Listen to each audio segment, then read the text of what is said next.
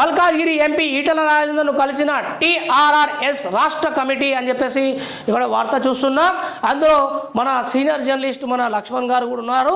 మేడ్చల్ మల్కాజ్గిరి జిల్లా genre municipal corporation పరిధిలో Ambedkar Nagar colony dhobi ghat మరమ్మతులు మధ్యంతరంగా నిలిచిపోయిన షెడ్ నిర్మాణ పనులు, రోడ్లు, కాలనీలు డెవలప్మెంట్ పనులు విషయమై మల్కాజ్గిరి పార్లమెంట్ సభ్యులు ఈటల రాజేందర్ను షామీర్పేట్ ప్రాంతంలోని పూడూరు ఈటల నివాసంలో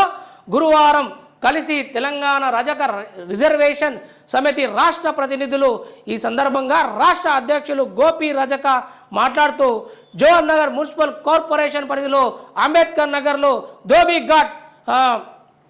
పునర్నిర్మాణం కొరకు మరమ్మతులు తదితర పనుల కోసం మధ్యంతరంగా నిలిచిపోయిన షెడ్ నిర్మాణ పనులు, రోడ్లు, కాలనీలు డెవలప్మెంట్ పనులు గురించి ఈటల రాజేందర్ని కలవడం జరిగిందని, సమస్యలు మొత్తం ఎంపీ దృష్టికి తీసుకెళ్లి